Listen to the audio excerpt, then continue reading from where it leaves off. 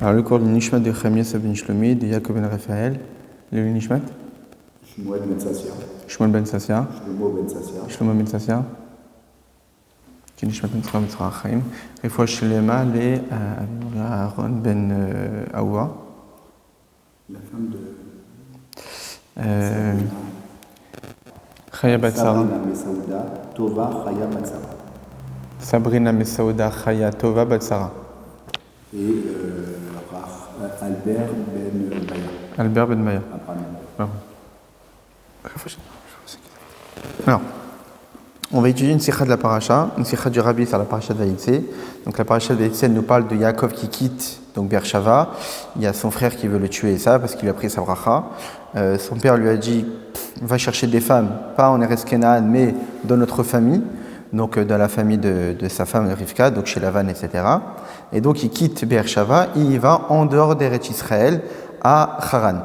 Dans le passage entre Eretz Israël et en dehors d'Eretz Israël, il fait le fameux rêve où il s'endort sur place avec la grande échelle et des anges qui montent et des anges qui descendent. Rashi nous dit que les anges qui montent, ce sont les anges qui l'ont accompagné de la Terre Sainte, qui ne peuvent pas sortir en dehors d'Eretz Israël. Et il y a des anges qui descendent, c'est les anges qui vont l'accompagner lorsqu'il sera en dehors d'Eretz Israël. Donc on a des anges qui ont accompagné Yaakov quand il était en Terre Sainte, et il y a d'autres anges qui ont pris le relais pour l'accompagner en dehors d'Eretz Israël. Ensuite, il y a toute l'histoire de la paracha. On voit qu'il arrive à Haran, il se marie avec Rachel, Lavan le trompe, donc il lui donne Léa, etc., etc. Il travaille pour Lavan pour une vingtaine d'années. Il a ses 11 enfants pour l'instant. Binyamin ne naîtra qu'en Eretz Israël. Et à la fin de la paracha, on voit que Yaakov, maintenant, il veut retourner en Eretz Israël. Et donc le verset nous dit Vevgiu bo malaché Elokim. À la fin de la paracha, on nous dit qu'il a rencontré des anges de Dieu. Et les anges, les Rachid de nous dire Amalachim shel Eretz Israël baou lekrato levato leharetz. Ce sont les anges de la terre d'Eretz Israël qui sont venus à son encontre pour l'accompagner sur la terre d'Eretz Israël. Donc maintenant qu'il a arrêté tout ce qu'il devait faire en dehors d'Eretz Israël, il retourne en Eretz Israël et avant d'y arriver, il rencontre des anges. Et Rashi nous dit que ces anges sont allés à son encontre pour l'accompagner en Eretz Israël. D'après le langage de Rashi, qu'est-ce qu'on déduit ? On déduit que ces anges-là, qui étaient des anges d'Eretz Israël, sont sortis pour accompagner Yaakov en Eretz Israël. Et donc là, le Rabbi pose la question, c'est bizarre, au tout début de la paracha, toi Rashi, tu nous as dit que les anges d'Eretz Israël ne sortaient pas en dehors. D'où le rêve avec les échelles, où les anges sont montés, et d'autres anges ont pris le relais en descendant. Mais là, lorsqu'il veut rentrer en Eretz Israël, les anges d'Eretz Israël sont sortis pour aller accompagner Yaakov à rentrer en Eretz Israël. Donc ils sont sortis en dehors d'Eretz Israël. Qu'est-ce qui différencie l'entrée, enfin la première fois où il voulait sortir, donc ils ne pouvaient pas sortir avec lui, et là, lorsqu'ils voulaient revenir en Eretz Israël, ils ont été capables de sortir pour l'accompagner et qu'il rentre en Eretz Israël. Qu'est-ce qui a permis aux anges, à la fin de notre paracha, de sortir pour accompagner Yaakov à rentrer en Eretz Israël ? C'est la question que le Rabbi demande sur Rashi. Alors, il y a les commentateurs de Rashi, dont le Maharal de Prague, dans son Gur Aryeh, expliquent en réalité ces anges-là, que Yaakov a rencontrés à la fin, lorsqu'il voulait revenir en Eretz Israël. En réalité, ils se sont permis de sortir en dehors d'Eretz Israël pour protéger Yaakov, pour que dans le chemin en dehors d'Eretz Israël et la rentrée en Eretz Israël, il n'y ait pas d'embûche, il n'y ait pas d'obstacle, pour qu'il puisse le protéger durant cette route. Et donc, d'où la nécessité qu'il l'accompagne. Maintenant, le Rabbi dit que, mais a priori, cette réponse n'est pas suffisante, parce qu'il avait les anges dans dehors d'Eretz Israël. Il n'était pas seul, Yaakov. Et là, il était en dehors. Donc, vu qu'il était en dehors, il était aussi avec les anges d'en dehors. Donc, ces anges-là, d'en dehors d'Eretz Israël, le protégeaient. Alors, pour quelle raison on aurait besoin aussi des anges d'Eretz Israël pour rajouter de la protection ? Ce n'est pas nécessaire. Il était déjà protégé de toutes les embûches, de tous les obstacles, des ennemis, etc. Donc, il était déjà protégé. Puisqu'il était déjà protégé par les anges d'en dehors d'Eretz Israël, qu'est-ce qu'on avait besoin que les anges d'Eretz Israël sortent, viennent à son encontre pour rajouter de la protection ? Donc le Rabbi considère que la réponse du Maharal de Prague n'est pas vraiment suffisante.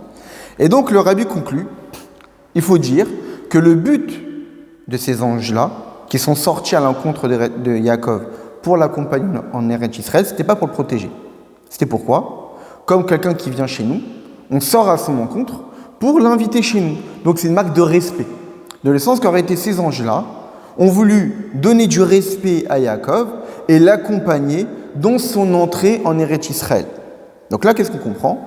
On comprend que les anges d'Eretz Israël ont fait leur rôle de protection, et les anges d'Eretz Israël qui sont sortis à son encontre n'étaient pas là pour protéger Yaakov, mais pour lui faire des marques d'honneur, de respect, et l'accompagner pour rentrer en Eretz Israël. Et donc la question subsiste toujours. Pour quelle raison, lorsque Yaakov a quitté Eretz Israël, les anges d'Eretz Israël qui l'accompagnaient ne pouvaient plus l'accompagner, ils étaient obligés de retourner au ciel, et que maintenant, dans sa vie en dehors d'Eretz Israël, des autres anges sont arrivés, alors que lorsqu'il voulait revenir en Eretz Israël, là, les anges d'Eretz Israël ont pu sortir en dehors. Qu'est-ce qui différencie? Pour quelle raison, au début, ils ne pouvaient pas, et maintenant, ils peuvent. Et le rabbi de dire que puisque cette question, on la pose sur le commentaire de Rashi, parce que c'est Rashi qui, au départ, nous a dit que les anges d'Eretz Israël ne pouvaient plus l'accompagner en dehors. Les mots même de Rashi, c'est quoi? C'est En Yotzim. Ils ne pouvaient pas sortir en dehors d'Eretz Israël.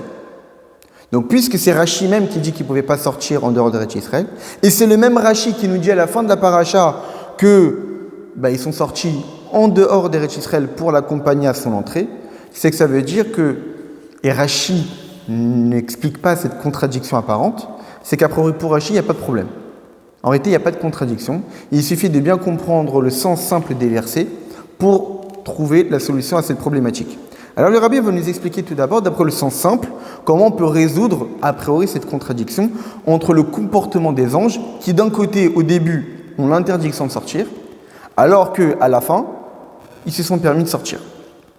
Et à la fin de la sikha, le rabbi va nous expliquer dans le sens profond. Qu'est-ce qui se cache derrière cette idée que les anges ne pouvaient pas sortir au début et que maintenant à la fin ils ont pu sortir. Alors tout d'abord le rabbi nous explique d'après le sens simple, c'est qu'au début de la paracha, on nous parle de Yaakov qui voulait sortir d'Eretz Israël pour aller vivre en dehors, en Chutz Laaretz. De là on comprend pour quelle raison les anges ne pouvaient pas l'accompagner, parce que tout simplement, Ein Yotzim Chutz Laaretz, il était interdit de sortir en dehors d'Eretz Israël. Alors qu'à l'opposé, lorsque Yaakov voulait retourner en Eretz Israël, donc sortir d'en dehors et rentrer à l'intérieur d'Eretz Israël, là, les anges n'allaient pas sortir. Ils allaient sortir juste pour l'accompagner. Donc ce n'est pas une véritable sortie. Au départ, si les anges allaient accompagner Yaakov en dehors d'Eretz Israël, ça serait une véritable sortie. Parce que là, Yaakov allait rester une vingtaine d'années dehors. Ce qui est un problème, ce qui est interdit. Mais puisque là, à la fin, lorsque Yaakov voulait revenir en Eretz Israël, lorsque les anges sont sortis, ce n'est pas pour rester en dehors. C'était juste pour l'accompagner à son entrée en Eretz Israël. Et ça, c'est une grande différence, même dans le regard de l'halakha. Dans le regard de l'halakha, on marque dans l'halakha qu'il est interdit, normalement, de sortir en dehors d'Eretz Israël. Quelqu'un qui vit en Eretz Israël n'a pas le droit de sortir. Si ce n'est pour 3 raisons, soit pour étudier la Torah, soit pour se marier avec une femme, ou soit pour se sauver d'un ennemi de non-juifs qui veulent le tuer. Donc ces 3 raisons, ce qui est intéressant, c'est exactement les 3 raisons qui ont poussé Yaakov à sortir d'Eretz Israël. En quittant Eretz Israël, il a étudié chez Shem Ever pendant 14 ans, il a voulu se marier et c'était pour sauver des Esav. Donc il avait toutes les raisons du monde de sortir en dehors d'Eretz Israël. Mais dans la Gemara, dans le traité Kiddushin, on raconte là-bas d'un certain maître on explique là-bas l'honneur qu'on doit à nos parents. Et on parle de Ravasi qui devait toutes les marques de respect qu'il a fait pour sa mère qui était un peu âgée. Et parmi les marques de respect, sa mère lui a demandé de venir l'accompagner pour rentrer en Eretz Israël. Et lui, il était en Eretz Israël. Donc il devait sortir pour aller accompagner sa mère à rentrer en Eretz Israël. Et là-bas, il y a toute une discussion. Il va voir Rabbi Yochanan, est-ce que j'ai le droit de le faire, est-ce que j'ai pas le droit de le faire, etc., etc. Longue discussion dans la Gemara pour savoir si c'est possible. Concrètement, dans la Lacha, c'est tranché que dans une condition, à condition que c'est pour faire une marque de respect, sachant que c'est dans l'intention d'y revenir immédiatement, alors il est permis de sortir en dehors d'Eretz Israël. Donc on voit bien qu'il y a une différence entre sortir concrètement d'Eretz Israël pour y vivre en dehors, ça a une certaine condition, soit c'est pour étudier, soit c'est pour se marier, soit c'est pour fuir un ennemi, mais à condition que par la suite, lorsque le problème sera résolu, on reviendra en Eretz Israël, toujours avec l'intention d'y revenir. Maintenant, si c'est juste sortir, pas pour ces raisons-là, mais c'est pour revenir immédiatement, c'est permis, par exemple, dans le cas où c'est pour respecter ses parents. Très bien. Et donc, on comprend de là la différence entre les anges, lorsque Yaakov voulait sortir en dehors d'Eretz Israël, qui ne l'ont pas accompagné, parce que là, Yaakov voulait sortir véritablement d'Eretz Israël, et ne plus y revenir, en tous les cas, pas avant des dizaines d'années. Et donc là, à ce moment-là, les anges ne pouvaient pas l'accompagner, parce que c'est interdit de sortir en dehors d'Eretz Israël. Mais lorsque Yaakov voulait revenir, et donc là, les anges ne sont pas sortis en dehors d'Eretz Israël pour sortir et rester dehors, mais c'est pour juste accompagner Yaakov à son entrée en Eretz Israël, lui faire une marque de respect. Dans cette condition, c'est tout à fait permis. Donc, d'après le sens simple, on comprend les différents comportements des anges entre la première sortie de Yaakov en dehors d'Eretz Israël et son prochain retour à la fin de la paracha, où en réalité les raisons sont complètement différentes. Au début, ils ne pouvaient pas sortir avec lui parce que Yaakov voulait véritablement sortir, et les anges ne pouvaient pas sortir en dehors d'Eretz Israël. Alors qu'à la fin, Yaakov, les anges se sont permis de sortir parce que c'était uniquement pour l'accompagner. Donc a priori, on a résolu le problème. Maintenant, il y a une question qui reste. Pour quelle raison ça serait problématique pour les anges de sortir, et Yaakov non? Or certes, on a donné les raisons. Mais on voit que Abraham, il est sorti en dehors d'Eretz Israël. Il est allé en Égypte. On voit que Yaakov, pareil, il est sorti en dehors d'Eretz Israël. Pour quelle raison, si on voit que c'est si grave, au point que les anges ne se sont pas permis de sortir en dehors, même si c'est pour protéger Yaakov, on va dire que c'est quand même assez élogieux de protéger un des patriarches, le tzaddik sur lequel le monde y tient. Malgré cela, les anges ne pouvaient pas sortir en dehors.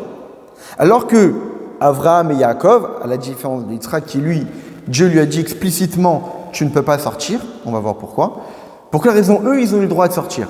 Et jamais Dieu leur a tenu rigueur qu'ils sont sortis en dehors d'Eretz Israël. Même Yaakov, plus tard, lorsqu'il ira à l'encontre de Yosef, en Égypte, il est sorti en dehors d'Eretz Israël. Alors ça, évidemment, que c'était à la préparation à l'exil d'Égypte de 110 ans. Mais en tous les cas, il est sorti en dehors d'Eretz Israël. Et on ne voit pas que Dieu l'a tenu rigueur. Pareil pour Abraham.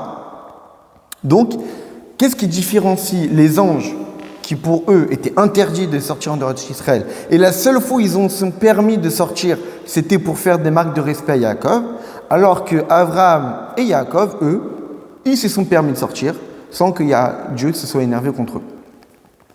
L'explication en réalité, c'est quoi? Le Rabbi nous explique, d'un point de vue de l'avis de Rashi, c'est qu'à l'époque des patriarches, il n'y avait aucunement l'interdiction de sortir en dehors d'Israël. Pour quelle raison? Parce que même si la terre d'Eretz Israël a été donnée à Abraham, Yitzhak et Yaakov, elle n'avait pas encore obtenu son statut de terre sainte. La sainteté d'Eretz Israël ne s'est pas encore imprégnée sur la terre elle-même. On sait très bien que les patriarches, avant le don de la Torah, même s'ils faisaient la Torah que faisaient les patriarches n'était pas une Torah qui s'imprégnait dans la matière.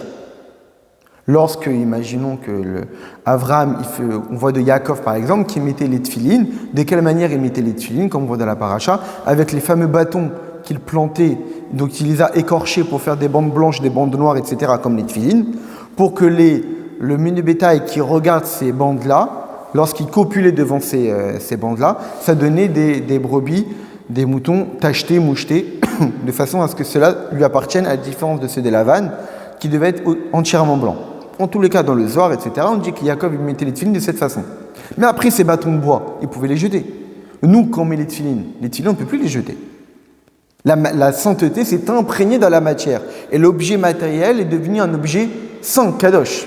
Les Havot, lorsque eux, ils pratiquaient la Torah et les mitzvot, eh bien, leur spiritualité était présente au moment de l'acte, mais après l'acte de la mitzvah effectué, la spiritualité disparaissait et ne s'imprégnait pas de la matière. La raison est quoi? C'est parce qu'en réalité, lorsque eux faisaient Torah et mitzvot, c'était par une initiative personnelle. Dieu leur a jamais demandé de faire les mitzvot. La Torah devait être donnée à l'époque de Moshe Rabbeinu. Mais eux, par leur grandeur spirituelle, se sont permis de respecter la Torah avant même qu'elle ne soit donnée. Mais puisque c'est par initiative personnelle, et eux, en tant qu'êtres humains, donc êtres limités, avaient l'incapacité de unir le spirituel avec le matériel. Seul Dieu en est capable. Alors que nous, après le don de la Torah, puisque c'est Dieu qui s'est adressé à nous et nous a ordonné de faire les mitzvot, donc là, c'est plus une initiative personnelle, nous, qu'on accomplit les mitzvot aujourd'hui. C'est parce que Dieu nous ordonne. Et puisque Dieu nous ordonne, donc on a la force de Dieu lorsqu'on accomplit les mitzvot. C'est pour cette raison que nous, on est capable d'imprégner la spiritualité dans la matière. C'est que les Havot, eux, en sont totalement incapables. À la différence de la Brit Mila, qui, elle, est la seule mitzvah où Abraham a attendu que Dieu lui ordonne de le faire. C'est pour cette raison que cette mitzvah-là est l'exemple même de l'union du spirituel avec la matière, parce qu'on voit bien que la matière a été modifiée par la circoncision. Ça s'est fait sur le corps, ça s'est fait sur la chair, et on voit explicitement qu'il y a un acte qui a été effectué. C'est la seule mitzvah où la Havot, lorsqu'il est effectué, il y avait un changement dans la matière qui était la Brit Mila. Toutes les autres, au moment de l'acte, il y avait le spirituel, après l'acte, le spirituel disparaissait de la matière, à la différence de nous. Qu'est-ce qu'on voit de là? On voit qu'en réalité, avant que Dieu détermine et choisisse la terre d'Eretz Israël sur laquelle il y aura le Beth Amikdash, explicitement dans la Torah plus tard, eh bien avant cela, Eretz Israël n'avait pas encore obtenu cette sainteté. Elle a été transmise à Abraham, Yitzhak et Jacob. Dieu leur a dit, ce sera la terre de vos descendants, etc. Mais à leur époque, elle n'avait pas encore obtenu cette sainteté. La preuve, c'est que lorsqu'il y a eu la famine, à l'époque de Yitzhak, et Yitzhak voulait faire comme son père, descendre en Égypte, Dieu lui dit « Alteret Mitzrayma », ne descends pas en Égypte. Pour quelle raison? Rashi pourrait dire, parce que c'est Eretz Israël, il est interdit de sortir en dehors d'Eretz Israël. C'est pas ça la raison que donne Rashi. La raison que donne Rashi, c'est quoi? Ata ola temima ve'en chutzal haretz kedai lecha. Tu es une ola temima, tu es un korban, parce que comme il y a eu Akedat Yitzhak, donc il avait un statut de korban. Et en dehors d'Eretz Israël n'est pas apte pour toi. Dans le sens que ce n'est pas la grandeur d'Eretz Israël qui fait qu'on te demande de rester, mais c'est la bassesse d'en dehors d'Eretz Israël qu'on te demande de ne pas aller, parce que d'un point de vue de la grandeur spirituelle que tu as toi, et non pas de la terre, alors en dehors d'Eretz Israël ne te convient pas. Et le rabbi doit rajouter qu'en réalité, la différence, c'est quoi? C'est que, en réalité, la subtilité, c'est que Abraham, lorsqu'il a fait son travail de répandre le monothéisme, au départ, Dieu, c'était le Dieu du ciel. Il était inconnu de l'humanité. Mais Abraham, par son effort de révéler Dieu dans le monde, il a fait en sorte que Dieu ne soit plus un Dieu du ciel, mais un Dieu aussi sur la terre. Et donc, il a fait connaître Dieu aussi de l'humanité. Mais où est-ce qu'il a fait connaître Dieu sur terre? En Eretz Israël. En dehors d'Eretz Israël, Dieu n'était, entre guillemets, que le Dieu du ciel, pas encore le Dieu de la terre.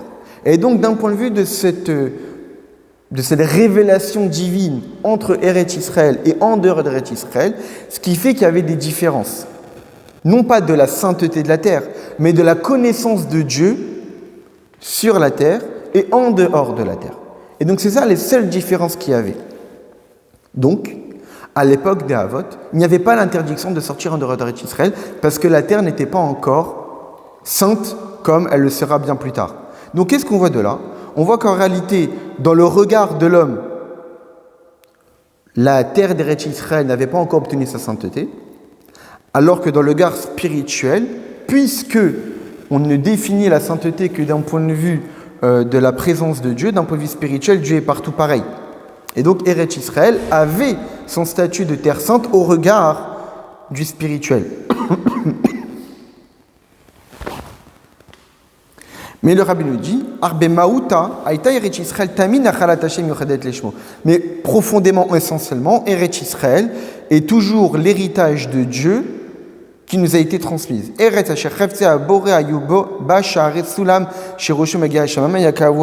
voit bien que Yaakov il a fait le rêve de la fameuse échelle qui était plantée en Eretz Israël et allait jusqu'au ciel. Donc il y avait un lien, un véritable lien entre le monde spirituel, Eretz Israël d'en haut et Eretz Israël d'en bas. Et donc, de même que le Beth Amikdash Il y a un Beth Amikdash spirituel, il y a aussi un Beth Amikdash matériel.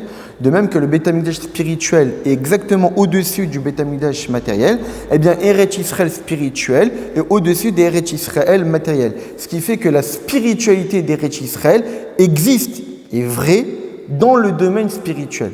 Or, puisque les anges, eux, ce sont des êtres spirituels, donc dans leur référentiel à eux, Eretz Israël est une terre sainte. Peut-être que pour Abraham, Yitzhak, Yaakov, c'était pas encore une terre sainte, parce que la spiritualité ne s'est pas encore imprégnée dans la matière. Mais pour les anges, eux, Eretz Israël est une terre véritablement sainte, parce que spirituellement, elle l'était. Matériellement, pas encore, mais spirituellement, elle l'était. Donc, pour les anges, Eretz Israël était une terre sainte, dont il est interdit de sortir. C'est pour cette raison qu'au début de la paracha, les anges d'Eretz Israël ne pouvaient pas sortir avec Yaakov. Il fallait que ce soit d'autres anges, d'en dehors d'Eretz Israël, à un niveau moindre spirituel, qui ont accompagné Yaakov. Alors que lorsque Yaakov est retourné en Eretz Israël, là, ces anges-là d'Eretz Israël pouvaient se permettre de sortir, parce que ce n'était pas pour une sortie véridique, concrète et totale, mais juste respecter Yaakov et l'aider à retourner. Donc là, pour l'instant, le rabbi nous expliquait, d'après le sens simple, cette différence entre les anges du début de la paracha et ces mêmes anges à la fin de la paracha. Maintenant, le rabbi va nous expliquer dans le regard beaucoup plus profond. La paracha nous parle de Vayetze Yaakov et Beershava Vayelech Haran. Yaakov est sorti de Beershava, donc Eretz Israël, pour aller à Haran. Maintenant, dans les textes de Kabbalah, de Chassidut, etc., on compare cette sortie de Yaakov d'Eretz Israël à en dehors d'Eretz Israël à l'image du peuple juif qui est en exil. Yaakov, c'est le représentant des bénis Israël, c'est lui qui était une Neshama Klalit, une âme générale dans laquelle il y avait les âmes de tous les bénis Israël. Eh bien, lui, c'est le représentant des bénis Israël, et même c'est marqué dans le Ramban, dans Parashat Lech Lecha, Maaseh Avot Siman Abanim, que l'action de nos pères, de nos patriarches, c'est un signe pour les descendants. Et donc, en réalité, de là, ce que veut nous dire ici le rabbi, c'est que la sortie de Yaakov d'Eretz Israël, en dehors d'Eretz Israël, a préfiguré, était une sorte de reflet au prochain exil des bénis Israël. Au point que c'est exactement ça le rêve qu'il a eu. Dans le Midrash, le Ramban Nachmanide explique au tout début de la paracha que lorsque Yaakov il a fait le rêve de la fameuse échelle, il a vu des anges qui montaient et des anges qui descendaient. En réalité, le maître nous dit qu'il a vu les différents sars, les différents anges d'exil des royaumes dans lesquels ses descendants seront exilés. Donc il y avait l'ange de Babel, il y avait l'ange de Perse, il y avait l'ange de Grèce, et il y avait l'ange de Édom. Et à chaque fois qu'il voyait un ange monter, et ensuite il voyait un ange descendre. Dans le sens qu'il y avait un début d'exil et une fin d'exil, etc., etc. Et donc on voit bien que cette étape-là où Yaakov a quitté Eretz Israël, c'est l'image des bénis Israël, de nous, ses descendants, où on va être exilé de notre terre. Maintenant, ce qui est intéressant, c'est que si la vie de Yaakov est une représentation de notre vie à nous, donc la sortie de Yaakov est une représentation de notre exil, on comprend de là que les raisons pour lesquelles Yaakov est sorti d'Eretz Israël, c'est exactement les mêmes raisons pour lesquelles nous avons été exilés d'Eretz Israël et nous sommes encore en exil pour les mêmes raisons que Yaakov. De même que Yaakov s'est sorti d'Eretz Israël pour la Haran. Mais ce n'est pas fait uniquement parce que c'était vital. Certes, il allait se faire tuer par son frère Esav, et donc il devait quitter Eretz Israël pour rester en vie. Mais il y avait aussi une autre raison, c'était dans le but Vekar lecha misham isha, veyaita leka alamim, c'est pour prendre là-bas une femme et de construire le peuple juif. Lorsqu'il est à Haran pour travailler dans la maison de Lavan, c'était pour accomplir sa mission d'élever les étincelles divines qui se cachent en dehors d'Eretz Israël, au point que les 90% du peuple juif s'est construit en dehors d'Eretz Israël. 11 tribus sur 12 sont nées en dehors d'Eretz Israël. Il y a juste Binyamin qui est né en Eretz Israël, lorsqu'il est revenu. Mais la majorité de notre peuple est né en dehors. Donc ce qui fait que Yaakov est sorti en dehors d'Eretz Israël, non pas uniquement pour fuir Esav, mais pour construire et y faire une mission spirituelle d'élévation des étincelles divines et lui-même construire sa personnalité et construire le peuple juif en dehors d'Eretz Israël. Et c'est exactement de même pour nous. C'est vrai qu'on a été exilé d'Eretz Israël parce que à cause de nos fautes, on a été exilé de notre terre. C'est ce qu'on dit pendant la prière de Moussaf. Mais Il y a une raison encore beaucoup plus profonde, celle que donnent nos maîtres dans la Gemara. Lo aglak Akadosh Baruch Hu Israël, les Benomat et la Kedei Shitos Alem Gerim. Dieu nous a dispersés parmi les nations uniquement pour que puissent se rajouter parmi nous des convertis, à l'image de récupérer des étincelles divines. C'est-à-dire que le fait de notre présence parmi les nations du monde, eh bien, ça laisse la possibilité à des non-juifs qui ont ce ressenti, ces sentiments de proximité avec Dieu et de vouloir avancer et de faire partie du peuple juif, ils ne peuvent avoir cette ambition, cette envie que parce qu'on est parmi eux. Et donc c'est uniquement pour ça que Dieu nous a mis parmi les nations du monde. Ça veut dire pour y faire un travail spirituel, pas uniquement parce qu'on a été chassé d'Eretz Israël. C'est pas pour quitter Eretz Israël, mais c'est pour aller en dehors. C'est ça l'idée de l'exil entre guillemets de Yaakov qui préfigure la nôtre. De même que Yaakov n'a pas juste fui Eretz Israël, mais il est allé de sa propre volonté en dehors pour aller construire le peuple juif là-bas. Eh bien, c'est exactement pareil pour nous. Certes, nous avons des raisons qui nous ont poussés à fuir Eretz Israël, en fuir entre guillemets. On a été exilés à cause de nos fautes, de l'idolâtrie, etc., de la sinatrinam, de l'ingratitude, tout ça. Mais aussi une raison qui fait que Dieu a voulu qu'on soit en dehors parce que c'est là-bas que notre mission doit être faite. Au point même que lorsqu'une personne, une fois, s'est présentée devant le Tzemar Tzedek et lui a énoncé sa volonté de faire l'Alia, de montrer en Eretz Israël, eh bien, le Tzemar Tzedek lui a répondu « Morda Eretz Israël » « Fais ici Eretz Israël » dans le sens que ce que Dieu attend de nous, lorsque nous vivons en dehors d'Eretz Israël, c'est pas de se dire que nous sommes en dehors d'Eretz Israël. Non. Le peuple juif, normalement, sa terre, comme le dit le Maharal de Prague, la terre de développement naturel, à l'image de toute espèce animale. Chaque espèce a un endroit de développement naturel. Un poisson, il ne va pas se développer dans la savane, il va se développer dans les océans, etc., etc. Et bien de même que chaque animal a un endroit de développement naturel, et c'est uniquement dans cet endroit-là qu'il va pouvoir déployer et dévoiler toutes ses capacités, et bien nous dit le Maharal de Prague que c'est exactement pareil pour le peuple juif.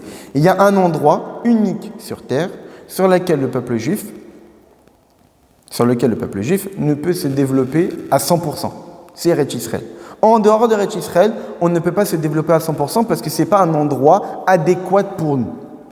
Il n'empêche que si Dieu nous a mis en dehors d'Eretz Israël, c'est bien pour une raison.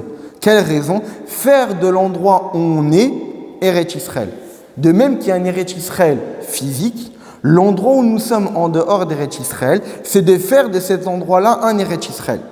La ville est décachée, Eretz Israël, de faire en sorte qu'en dehors d'Eretz Israël, devienne Eretz Israël elle-même. C'est quoi Eretz Israël ? Eretz, c'est une lachon ratzta. Elle a voulu, elle est empressée à faire la volonté de Dieu. Que chacun d'entre nous a le devoir, que là où il se trouve, de transformer cet endroit comme un petit Eretz Israël, où on se sent bien, on se sent à l'aise pour accomplir Torah et Mitzvot, où les gens qui sont autour de nous ont cette volonté naturelle d'accomplir la volonté de Dieu. Et ça, c'est un combat chacun par son travail spirituel, de faire de cet endroit-là une demeure pour Dieu, au point que durant la période de l'exil, au même titre que Yaakov a construit le peuple juif entièrement, plus ou moins, en dehors d'Eretz Israël, et bien de même nous, en étant en dehors d'Eretz Israël, par notre travail spirituel, par nos efforts d'influencer notre entourage, déjà de se développer nous-mêmes, en prenant des bonnes décisions, et en influençant notre entourage, de faire en sorte que le peuple juif se construise et se développe et arrive à plénitude en dehors d'Eretz Israël, déjà par les Juifs eux-mêmes, et aussi en attirant des étincelles des nations du monde pour que eux-mêmes, pour ceux qui veulent se convertir. Et c'est ça en réalité les deux catégories d'anges dont on a parlé. Il y a les anges d'Eretz Israël qui ont les Vaou Ba'aretz, qui ont accompagné Yaakov en Eretz Israël avant de sortir. Au début, les anges étaient avec Yaakov en Eretz Israël, et dès qu'Yaakov devait sortir, ils l'ont laissé sortir sans l'accompagner. Ces anges-là avaient pour but de donner la force à Yaakov d'accomplir sa mission en dehors d'Eretz Israël. C'était ça le rôle des anges du début de notre paracha. Le rôle des anges du début de notre paracha qui ont accompagné Yaakov en Eretz Israël, et dès qu'Yaakov est rentré en dehors, enfin il est sorti en dehors, ces anges-là ne l'ont plus accompagné, parce que le rôle de ces anges était de donner la force à Yaakov de pouvoir accomplir sa mission. Très bien. Après que Yaakov est resté une vingtaine d'années chez Lavan, il a construit son foyer, il a développé, comme on verra dans la paracha de Vaishlach, où Yaakov dira à Esav, son frère, j'ai résidé chez Lavan, Garchi, Rachid dit sur place, Tariag, Garchi, j'ai résidé, Tariag 613. De le sens que Yaakov dit à Esav, ne crois pas que j'étais en dehors d'Eretz Israël et que j'ai chuté de niveau, pas du tout. J'ai accompli les 613 mitzvot chez Lavan. Même en dehors d'Eretz Israël, j'ai gardé et je me suis même élevé spirituellement. Donc après que Yaakov a accompli sa mission en dehors d'Eretz Israël, lorsqu'il est pour retourner en Eretz Israël, qu'est-ce qu'ils ont fait les anges d'Eretz Israël? Ils sont sortis. Pour quelle raison ils sont sortis? Parce que tellement que Yaakov il a fait son travail spirituel, qu'en dehors d'Eretz Israël, c'est devenu Eretz Israël.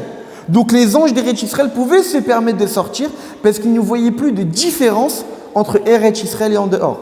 Au départ, les anges d'Eretz Israël ne pouvaient pas sortir avec Yaakov parce qu'en dehors d'Eretz Israël était en dehors d'Eretz Israël. Ils ne l'accompagnaient que pour lui donner la force à accomplir sa mission.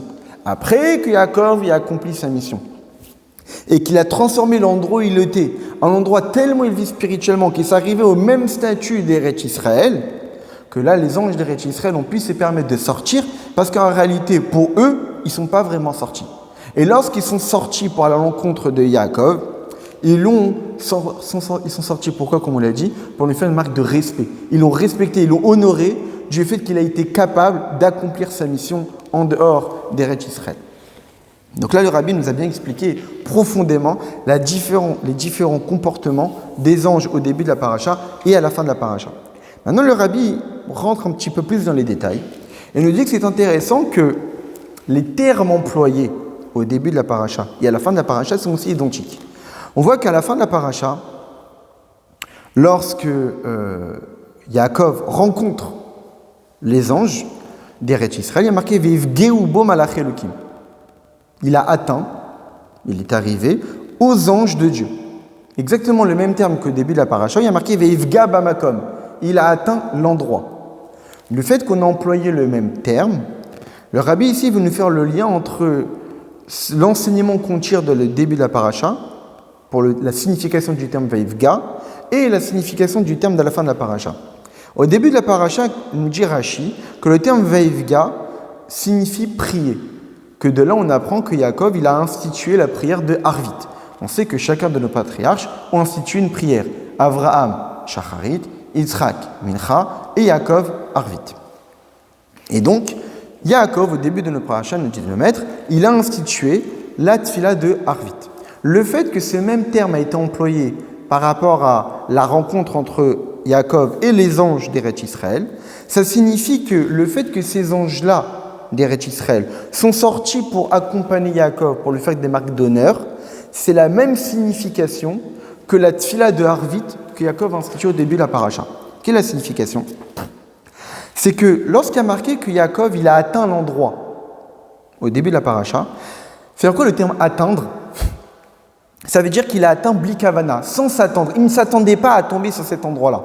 Pour quelle raison il ne s'attendait pas à tomber sur cet endroit-là? Parce que nous disent nos maîtres que Dieu il a raccourci le chemin. Yaakov est arrivé rapidement, il ne s'attendait pas à atteindre cet endroit-là si rapidement. Donc ça veut dire que c'est arrivé de façon inattendue. Donc la signification du terme Vaivga, c'est d'obtenir quelque chose dont on ne s'attendait pas. Et donc, puisque la signification de ces termes-là au début de la paracha, c'est d'obtenir quelque chose dont on ne s'attend pas, eh bien c'est exactement pareil pour la fin de la paracha, lorsque les anges d'Eretz Israël sont sortis à l'encontre de Yaakov pour lui faire des marques de respect et l'aider et l'accompagner pour rentrer en Eretz Israël, c'est aussi pour lui faire obtenir quelque chose qu'il ne s'attendait pas. C'est quoi l'idée? La tefila de Arvit est différente des autres prières. C'est quoi la différence? C'est que Shacharit et Mincha sont des prières obligatoires dans la halakha, alors que Arvit est une prière qui est considérée comme étant facultative. Elle n'est pas obligatoire. Alors certes, dans Shulchan Aruch, on dit qu'avec le temps, les bénis Israël ont pris sur eux que Arvit est considéré comme une prière obligatoire. Aujourd'hui, on ne fait même plus de distinction entre les trois. Mais à l'origine, la tfila de Harvit est une tfila qui est facultative. Pour quelle raison la tfila est facultative? Non pas parce qu'elle est moins importante que les autres, mais d'après la Kabbalah et d'après la Chassidut, la tfila de Harvit est facultative parce qu'elle est tellement à un niveau élevé que l'homme, par ses propres capacités, est incapable d'atteindre la spiritualité de cette prière. Donc on ne peut pas la rendre obligatoire, parce que si on rend quelque chose d'obligatoire, ça veut dire que c'est dans les capacités de l'homme de pouvoir atteindre ce niveau-là. Mais Harvit est tellement élevé qu'il c'est incapable pour nous de pouvoir l'atteindre. Donc on la rend facultative, parce qu'on ne peut pas obliger l'homme d'atteindre un niveau si élevé. Et donc, c'est pour cette raison que les termes employés pour apprendre les différentes prières sont différents. On voit que, d'où on apprend le terme de Shacharit pour Abraham, Asher Amad Sham, il s'est tenu là-bas. Pour Yitzhak, la Soar Basadé, il a parlé. Donc ce sont des actes conscients. Abraham, il s'est tenu debout consciemment. Yitzhak, il a discuté consciemment. Ce sont des actes conscients parce que ça fait référence à des prières dont nous avons l'obligation de les faire parce que nous sommes conscients du niveau spirituel que correspondent ces prières-là, dont nous sommes la capacité de pouvoir les atteindre. Mais le terme employé pour définir la prière d'Harvit de Yaakov, c'est Ve'evga. Il l'a rencontré, mais sans s'y attendre. Dieu a raccourci le chemin. Les autres qui ne s'attendaient pas. Comme nous, quand on fait la tfila de Harvit, on atteint des niveaux spirituels dont on ne s'attend même pas. On n'a aucunement conscience du niveau spirituel atteint à travers la tfila de Harvit. Et donc, de là, qu'est-ce qu'on comprend? On comprend qu'en réalité, la tfila de Harvit peut être comparée à ce qu'on appelle dans le langage de la Kabbalah et de la Chassidut à Ituruta Jil Eila. Dans la Kabbalah, on parle de deux termes. On parle de Ituruta Jil Tata, littéralement le réveil d'en bas, et Ituruta Jil Eila, le réveil d'en haut. Ituruta Jil Tata, le réveil d'en bas, ça veut dire c'est que l'homme fait l'effort spirituel, et son effort spirituel est un réveil d'en bas qui va inciter un réveil d'en haut. Le Iteruta Jileila, un réveil d'en haut, ça veut dire que c'est une action spirituelle, une influence spirituelle provenant de Dieu, sans qu'elle ne soit provoquée par un réveil d'en bas. Et donc la différence entre Iteruta Jileila et Iteruta Jiltata, c'est que, généralement comment ça fonctionne, c'est que l'homme, pour pouvoir servir Dieu, il y a d'abord un réveil d'en haut, qui va réveiller chez l'homme son envie de servir Dieu. Donc il y a d'abord un réveil d'en haut qui ne dépend pas du réveil d'en bas, qui ne dépend pas d'une action de l'homme. Ensuite, ce réveil d'en haut va réveiller l'homme à lui donner envie de servir Dieu. Et donc il va faire un réveil d'en bas en servant Dieu. Et ces services de Dieu va provoquer un réveil d'en haut. Maintenant, lorsque un juif, par son service de Dieu, il provoque des dévoilements divins, il peut provoquer des dévoilements divins de deux sortes. Soit il provoque un dévoilement divin qui est dépendant de son effort personnel, et donc puisque l'effort personnel de l'homme est limité, puisque nous sommes des êtres humains limités, alors forcément le dévoilement divin qui va être provoqué par notre service de Dieu va être un dévoilement divin limité. Mida keneged mida. Tu as fait un effort qui est limité parce que tu es une créature limitée, alors le dévoilement divin qui va être provoqué va être un dévoilement divin limité. Parfois Dieu, du fait de nos efforts personnels, et que Dieu voit que nos efforts personnels sont tellement grands au point qu'on fait Bechol Meo Decha de toutes nos capacités, c'est-à-dire que l'homme a été capable d'aller au-delà de ses capacités, eh bien le réveil d'en haut qui va être provoqué va être un réveil d'en haut infini, comme une sorte de cadeau dont on ne s'attend pas. Généralement, effort, récompense. Mais c'est en fonction de l'effort que vient la récompense. Mais parfois, l'effort est a tellement de valeur aux yeux de Dieu que Dieu veut lui donner une récompense dont la personne elle-même ne s'attendait pas. Ça dépasse complètement son imagination. C'est ce qu'on appelle un Iteruta Jileila, un réveil d'en haut, qui est beaucoup plus élevé et aucunement lié à l'effort provoqué par l'homme. Et ça, le rabbi veut lier à la tfila de Harvit. Dans les textes de Kabbalah, on explique pour quelle raison la tfila de Harvit est considérée comme étant facultative, parce que la tfila de Harvit vient après la tfila de Shacharit de Mincha. Étant donné qu'à l'image des raisons, parce qu'on sait très bien que les tfilas sont à l'image des korbanot. Il y avait les deux korban tamid du matin et de l'après-midi qui correspondent au Shacharit et à Mincha. Mais s'il restait encore des graisses à brûler, alors on continue à les brûler la nuit. Donc dans le sens que la tfila de Harvit ne correspond pas à un sacrifice, elle correspond au reste des sacrifices de la journée qui continuent encore à brûler la nuit. Donc on voit que la tfila de Harvit n'a pas été instituée par rapport à un sacrifice véridique, mais par rapport à juste des restes. Donc il n'a pas autant de valeur que les tfilot de Shacharit et de Mincha. Et donc il ne vient qu'après. Très bien. Et donc ça signifie que la tfila de Harvit peut être comparée au réveil d'en haut qui vient après le réveil d'en bas. La tfila de Shacharit et de Mincha sont à l'image du réveil d'en bas de l'homme, puisque Shacharit, nous avons l'obligation de la faire, Mincha, nous avons l'obligation de la faire, donc ce sont des tfilotes, nous avons conscience de leur niveau spirituel, qui sont dans nos capacités de pouvoir à nous les atteindre. Donc le réveil d'en bas, l'effort de l'homme, le service de Dieu que l'homme est capable de produire. Et après avoir produit ces services-là, en étudiant la Torah, en pratiquant les mitzvot, vient le réveil d'en haut, qui fait suite au réveil d'en bas, à l'image de la tfila d'Arvit, qui fait suite à la tfila de Shacharit et Mincha. Le Rabbi d'expliquer, mais généralement, dans le regard de la Torah, la journée commence quand? La nuit. Veillez rêve, veillez boker yom echad. Il fait nuit, il fait matin, un seul jour. Le jour commence la nuit. Donc, Arvit peut être aussi vu comme étant avant Shacharit et Mincha. Il y a d'abord Arvit, et ensuite il y a Shacharit et Mincha. Mais là, la tfila de Arvit doit être vue comme étant le réveil d'en haut d'avant le service de Dieu, de l'homme. On avait dit tout à l'heure qu'il y a deux sortes de réveil d'en haut. Il y a le réveil d'en haut qui pousse l'homme à servir Dieu, qui est avant le service de l'homme. Et ensuite, il y a le réveil d'en haut qui est après le service de l'homme, qui va comme étant une récompense. Eh bien, c'est ça les deux visions qu'on peut avoir de la tfila d'Arvit, soit comme étant celle en début de journée, la veille, qui va préparer le Shacharit et Mincha du lendemain, ou soit comme étant la tfila du soir, qui fait suite à Shacharit et Mincha de la journée. La tfila d'Arvit de la veille va donner la force aux Juifs de pouvoir faire Shacharit et Mincha le lendemain. Et la tfila d'Arvit du soir, comme étant faisant suite à Shacharit et Mincha, c'est comme le réveil d'en haut, qui est le résultat du réveil d'en bas du Juif de Shacharit et Mincha. Et c'est exactement ça, les deux visions qu'on doit avoir des anges du début de la paracha et de la fin de la paracha. On avait dit que le terme employé par la paracha, sur quand Yaakov rencontre les anges, c'est Vaïvga, il les a rencontrés.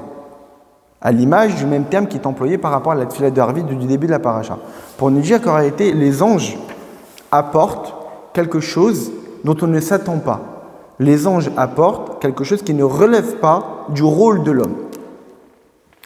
Les anges d'Eretz Israël, au début de la paracha, qui ont accompagné Yaakov jusqu'à la frontière et ensuite l'ont laissé, ce sont les anges de protection qui ont protégé Yaakov en Eretz Israël et qui lui ont donné la force ensuite d'accomplir sa mission en dehors d'Eretz Israël. À l'image du Arvit de la veille, qui va donner la force aux Juifs de pouvoir faire le Shacharit et Mincha du lendemain. À la fin de la paracha, on voit que Yaakov a rencontré les anges d'Eretz Israël, mais que cette fois-ci, ils sont sortis en dehors et l'ont accompagné pour rentrer, mais ils ne sont pas sortis pour le protéger. On avait dit tout à l'heure que le Maharal de Prague avait proposé l'idée que les anges sont sortis en dehors d'Eretz Israël, à la fin de la paracha, pour protéger Yaakov. Et le rabbi avait dit, mais c'est pas possible que c'était pour protéger Yaakov, puisqu'il avait déjà les anges en dehors d'Eretz Israël. À quoi sert une protection supplémentaire? Donc forcément, c'était pour une raison autre. Quelle est l'autre raison, la vraie raison pour laquelle les anges d'Eretz Israël sont sortis à l'encontre de Yaakov? L'honorer.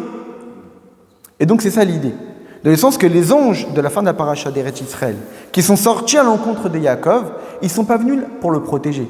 Parce que là, Yaakov n'avait plus besoin de protection. Parce que Yaakov, il a fait son travail d'en dehors d'Eretz Israël. Il a élevé l'en dehors d'Eretz Israël, il a transformé en dehors d'Eretz Israël en Eretz Israël, il a construit le peuple juif, et donc du fait qu'il a accompli sa mission spirituelle, il n'avait même plus besoin de protection. Parce qu'un juif qui accomplit sa mission n'a même plus besoin d'être protégé.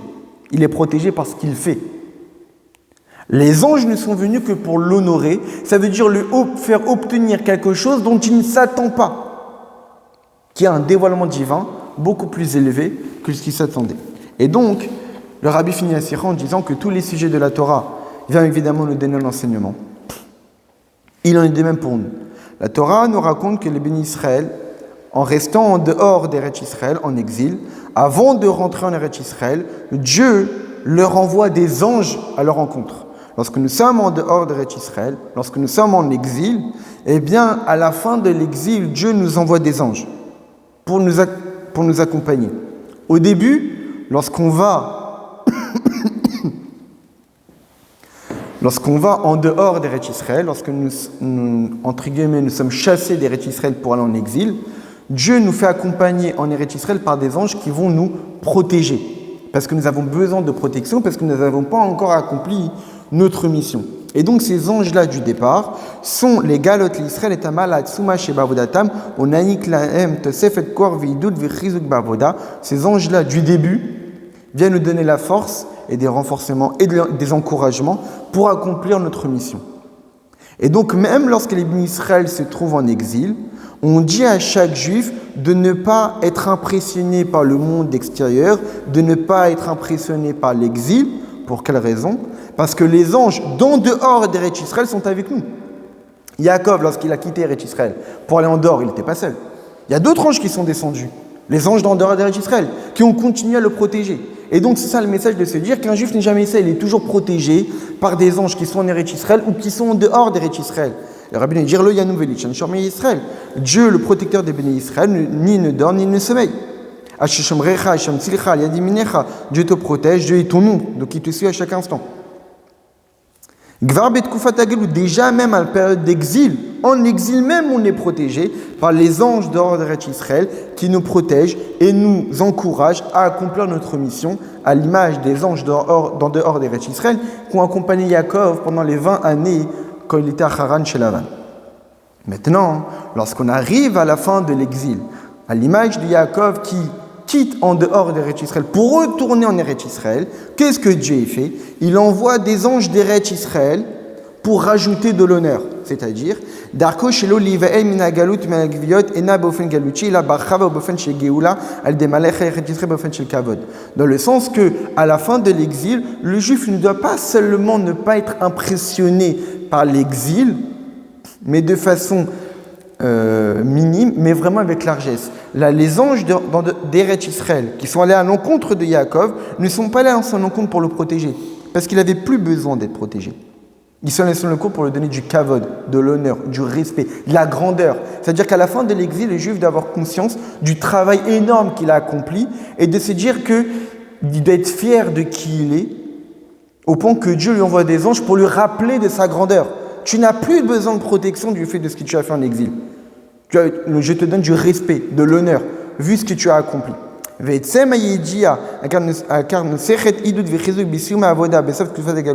fait même qu'on sache que Dieu nous encourage et nous renforce à la fin de l'exil, eh bien ça va nous aider de ne pas être impressionné par le monde qui nous entoure, de ne pas être impressionné par l'exil, et la litzad levata bedarkenu, d'être confiant dans notre chemin, dans notre mission qu'on doit accomplir. On l'a shlim et avoda de finaliser notre travail. De finaliser le travail qui nous reste à accomplir.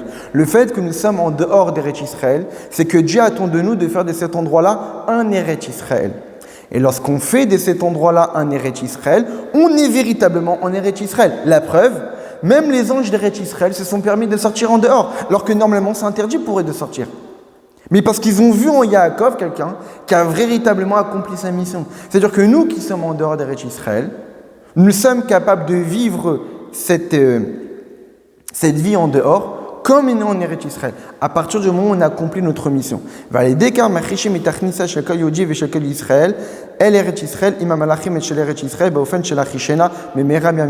donc lorsqu'on finit notre travail et on accomplit véritablement notre travail, d'élever notre entourage, d'élever l'endroit où on est et de faire de cet endroit-là un Eretz Israël, alors on réalisera la promesse que Dieu nous a donnée de nous accompagner avec ces anges-là en Eretz Israël, parce qu'on a fait de cet endroit-là un Eretz Israël. Et donc ça revient un peu à cette idée qu'une fois en Yechidut, en audience privée, quelqu'un s'est permis, comme la plupart des gens se sont déjà posé cette question, a posé la question au rabbi. C'était quelques temps après la guerre de Kippour. Pour quelle raison le rabbi n'est pas rentré en Eretz Israël?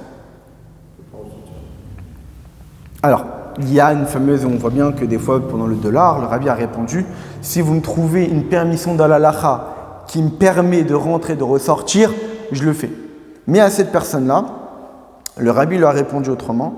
Le rabbi lui a répondu que si je vis en Eretz Israël, je ne pourrais pas avoir l'influence que j'ai sur tous les béné Israël du monde entier.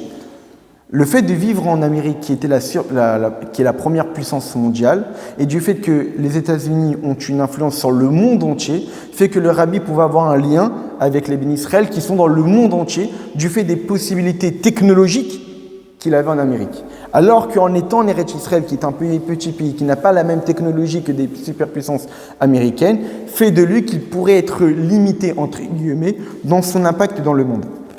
Mais qu'est-ce qu'on voit du rabbi ? On voit du rabbi que du fait de son travail en dehors d'Eretz Israël, il était en Eretz Israël. Le rabbi, il était tout le temps en Eretz Israël. Au moins que le rabbi, il avait des connaissances d'Eretz Israël, des endroits aussi bien que quelqu'un qui y vivait, alors qu'il n'a jamais mis les pieds là-bas. Pour quelle raison ? Jamais. Pour quelle raison ? Parce qu'en réalité, il était tellement dévoué à faire du monde Eretz Israël, en envoyant des shluchim partout dans le monde. Et en réalité, les shluchim partout dans le monde sont comme des anges d'Eretz Israël, envoyés par le rabbi, qui permettent aux Juifs de les renforcer dans leur mission en dehors d'Eretz Israël et de les accompagner pour aller en Eretz Israël. Il faut savoir que même si le rabbi n'a jamais été en Eretz Israël, il a été l'une des personnes à avoir permis le plus de Juifs à faire l'Aliyah. Il encourageait énormément de gens à monter en Eretz Israël, parce qu'il avait conscience qu'Eretz Israël, c'était Eretz HaKodesh, etc. Et même pendant les guerres, le rabbi répétait de nombreuses fois que l'endroit le plus sûr, c'est Eretz Israël, parce que là-bas, les yeux de Dieu sont du début de l'année jusqu'à la fin de l'année, tout en étant en dehors d'Eretz Israël. Et donc, on voit bien qu'en réalité, même si on est en dehors d'Eretz Israël, surtout par rapport à la période actuelle, on se dit que on aimerait aider nos frères qui sont là-bas, on aimerait aider les soldats qui sont là-bas, mais en réalité, Dieu nous a donné la force de faire l'endroit où on est en Eretz Israël. Comme Yaakov. Au point que les anges d'Eretz Israël ont pu se sentir à l'aise et d'aller voir Yaakov. Et donc, avec l'aide de Dieu, qu'on puisse accomplir notre mission de faire de cet endroit-là Eretz Israël, au même titre que Yaakov, il a construit l'essentiel du peuple juif en dehors. À nous de construire aussi, de continuer notre travail, de faire des Torah, d'étudier la Torah, de pratiquer les mitzvot. Et qu'avec l'aide de Dieu, lorsqu'on aura fait de tous les endroits où nous sommes des petits Eretz Israël, alors là, Eretz Israël pourra devenir, comme on verra après la Mashiach, on dit qu'Eretz Israël, c'est cet endroit dans le monde entier. Pour quelle raison ça cet endroit dans le monde entier ? Parce qu'on aura fait du monde entier Eretz Israël. Mais